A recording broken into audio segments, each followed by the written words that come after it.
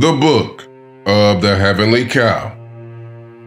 Originally written by ancient African pharaohs during the Middle Kingdom and also the New Kingdom. This audio presentation is read and voiced by Shakim Ra. It is provided to the public by Mira University. The Book of the Heavenly Cow is an ancient Kemetic text dealing with the rebellion of humanity against the sun god Ra, the Holy Spirit, his destruction of the rebels through the goddess Het-Heru, the reversal of this decision, and Ra's mercy, and his ascent into the higher heavens, leaving Earth in a fallen state.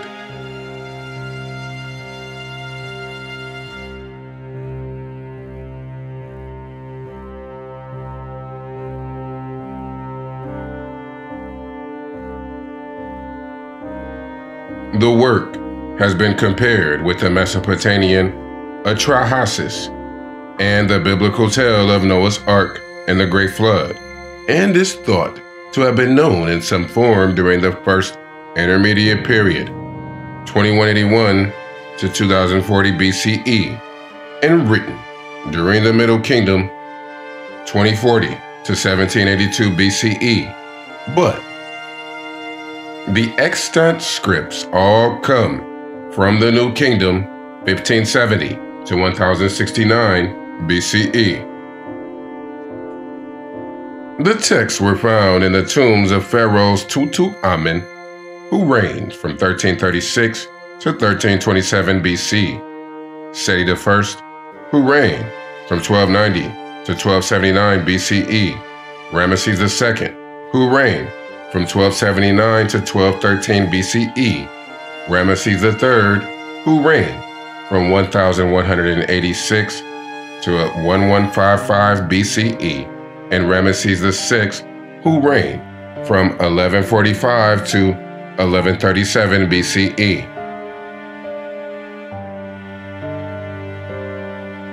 The famous photo of the interior of the tomb of Tutankhamun from after it was opened in 1922 CE shows a bed frame in the shape of the heavenly cow, which, since it is surrounded by other objects, is more often overlooked than appreciated. Except for the tomb of Ramesses VI, which contained the text on papyrus sheets, the myth was found inscribed on the walls of the tombs, and none of them on their own are complete. It is only by combining the different finds that scholars have been able to assemble the work, and even so, the conclusion has been lost. The central narrative of humanity's rebellion and the gods' reaction, however, is complete.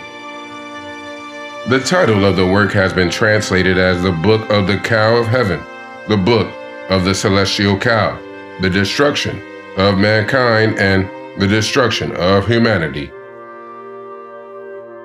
Since it was composed before the Atrahasis around mid-17th century BCE, or the Great Flood story from the Book of Genesis, earliest date of composition 15th century BCE, and the latest 6th century BCE, the Book of the Heavenly Cow may have inspired these later works, as all deal with a strikingly similar theme.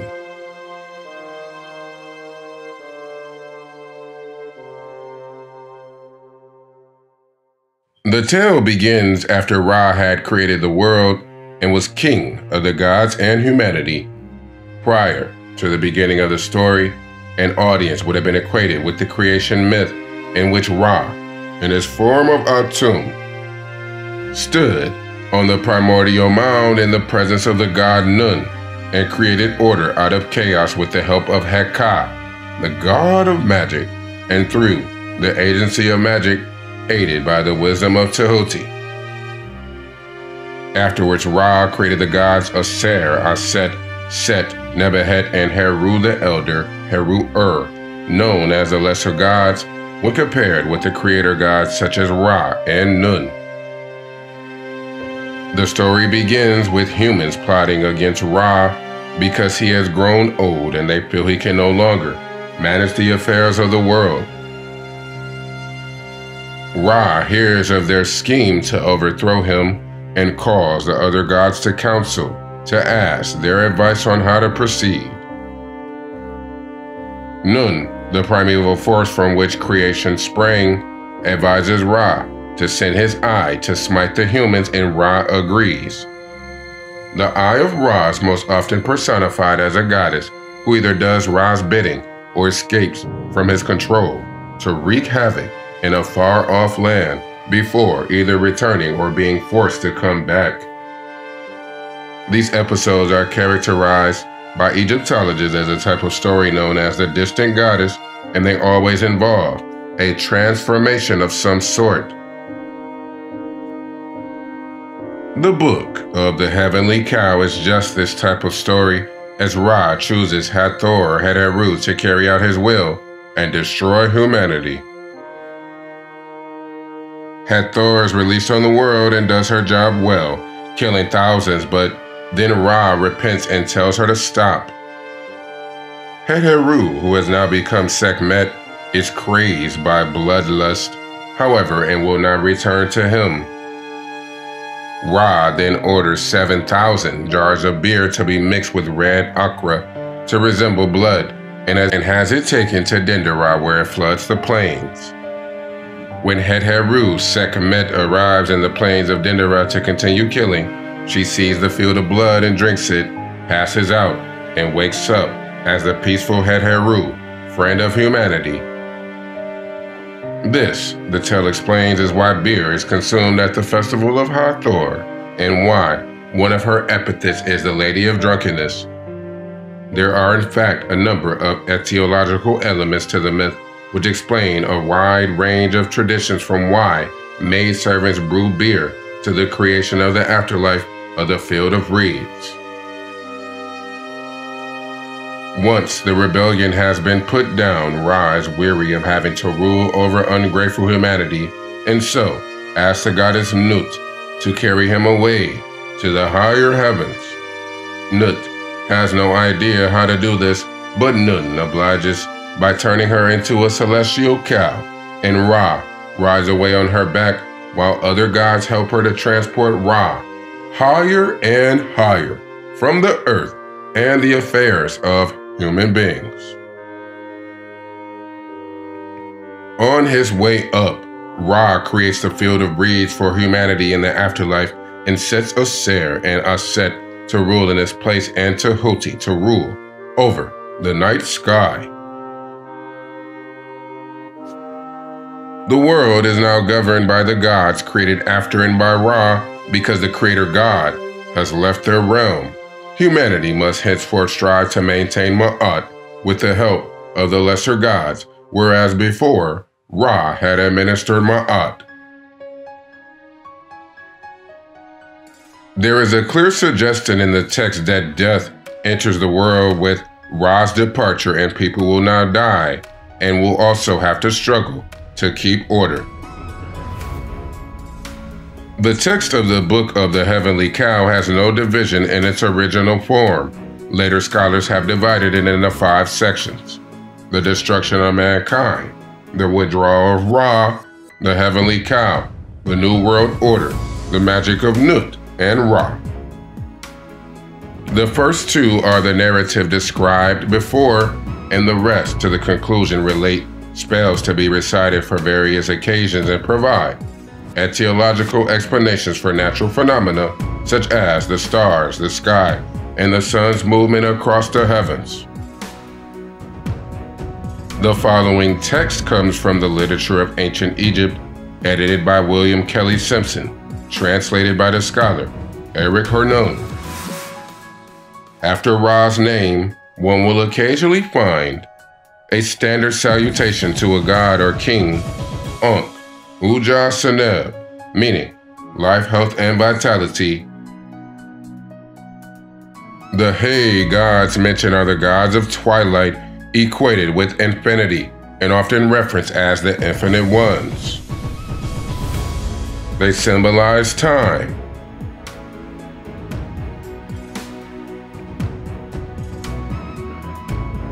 the destruction of mankind. Once it came to pass, under the majesty of Ra, the self-created God, Necheru, that when he had been in the kingship over mankind and the gods combined, mankind proceeded to contrive a plot against the person of Ra. Now that his majesty had grown old, his bones being of silver, his flesh being of gold, and his hair of genuine lapis lazuli, his majesty became aware of the plot being contrived against him by mankind, and so his majesty said to those who were in his retinue, "Please, summon to me my eye, Shu, Tefnut, Geb, and Nut, as well as the fathers and mothers who were in my company when I was in Nun, and also the god Nun, bringing his courtiers along with. It is stealthily that you must bring them, lest mankind see, and they lose heart as you come back with them to the palace, so that they may offer their sound advice.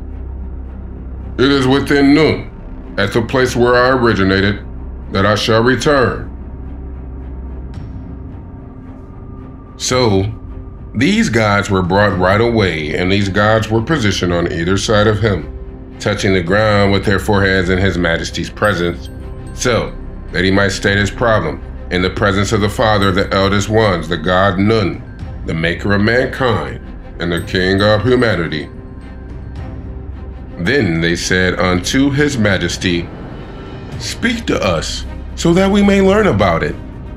Then said Ra to Nun, "O eldest god in whom I originated, and you, ancestral gods, see, mankind who originated from my eye has contrived a plot against me.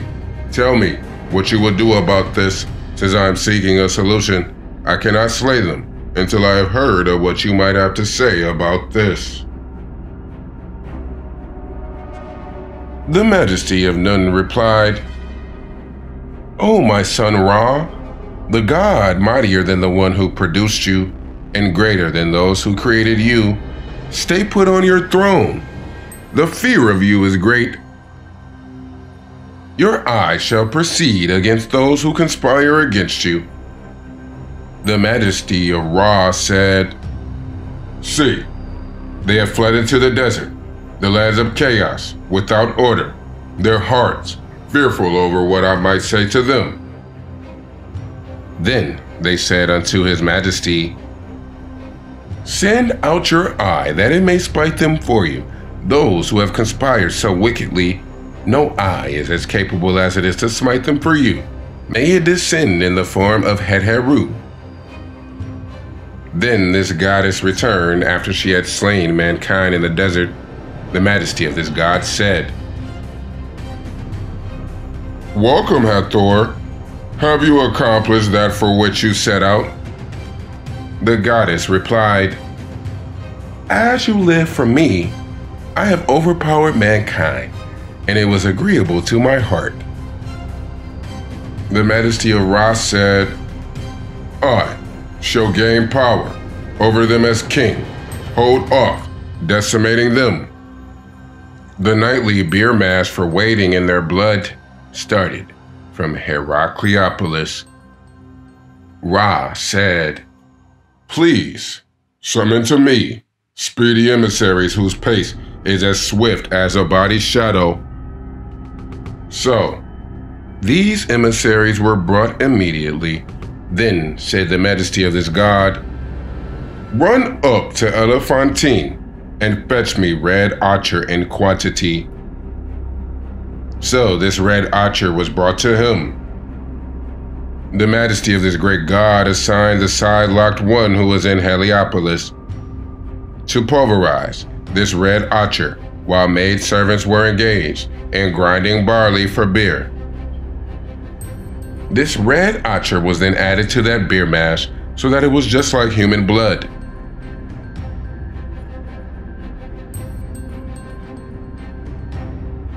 Seven, 1,000 jars of beer were thus produced.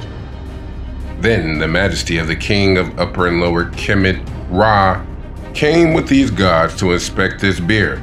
It was the eve of the day when the goddess was to slay mankind during her days of journeying south. The words spoken by the majesty of Ra, "How good it is! I shall preserve mankind from her."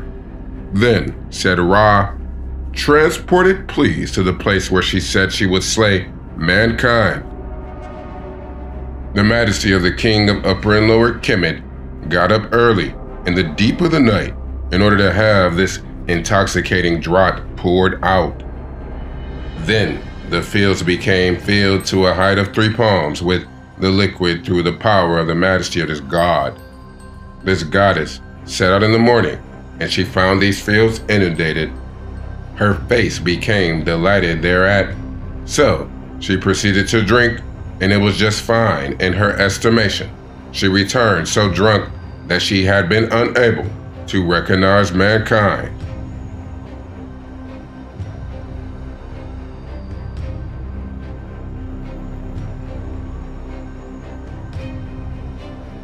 The majesty of Ra then said to this goddess, "Welcome, darling." And so beautiful women came to be in Emau, a co-center of Het-Heru. The majesty of Ra then told this goddess that intoxicating draughts should be prepared for her on the seasonal feast of the year. Maidservants shall be held responsible for this. And so the preparation of intoxicating draughts became the assignment of maidservants on the feast of Het-Heru on the part of all people since the first day. The majesty of Ra said to this goddess, "Has the heat of sickness become painful?" Then said the majesty of Ra, "As I live for myself, my heart is too weary to remain with them, that I would slay them to the very last one. The reach of my arm shall in no way diminish." What the gods who were in his retinue said, "Don't withdraw your weariness, for you still have power over what you desire." The majesty of this god then said to the majesty of Nun, "My body is weak for the first time. I won't wait until another gets to me." Then said the majesty of Nun, "My son, Shu, your eye shall serve your father Ra as his protection. My daughter Nut, you shall place him upon your back." Nut replied, "But how? How, my father, Nun?" And said, "Don't be silly, Nun." And so Nut became a cow through Nun's magic. Then the majesty of Ra placed himself upon her back. Thereupon these men came, and they saw him on the back of this cow. Then these men said to him, "The humans have rebelled against you. We have come so that we might overthrow your enemies who plotted against those who created them." His majesty proceeded to his palace on the back of this cow. He did not set off with them, so the land lay in darkness. When it dawned in early morning, these men came out carrying bows and clubs, and they found a way of shooting at the enemies. The majesty of this god said, "Your baseness be behind you, O slaughterers. May your slaughtering be far removed from me." And so murderousness originated among mankind. Then this god said to Nut, "It is in order that I may be uplifted that I have placed myself on your back." "What is this?" asked Nut, and so she came to be there in both the heavens. The majesty of this god said, "Stay far away from them, humanity. Lift me up, look at me." And so Nut became the sky. Then the majesty of this god was visible within her. She said, "If only you would provide me with a multitude to help me." And so the Milky Way came into being. His Majesty, Ankh Ujaseneb, said, "Peaceful is the field here, and so the field of offerings came into being. I shall make vegetation grow in it, and so the field of reeds came into being. I shall provide them with everything, and so planets and stars came into being." Then Nut started trembling because of the height. So the Majesty of Ra said, "If only I had millions supporting her." And so the infinite ones, the head gods, came into being. The Majesty of Ra said, "Oh, my son Shu, place yourself under my granddaughter Nut and watch over me, the two groups of infinite ones there, that they may live in the twilight. Place her over your head and nurture her."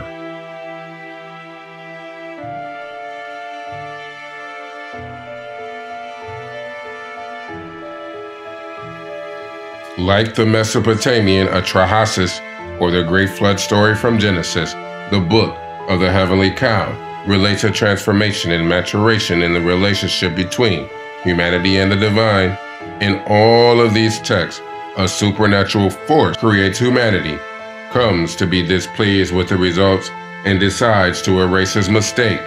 Those who survive are then responsible for establishing a new and more mature relationship with their Creator, which requires growth and personal accountability. In this, the Book of the Heavenly Cow is a transformational text, reminding one that even though the gods may always be there, it is one's personal responsibility to be worthy of their gifts.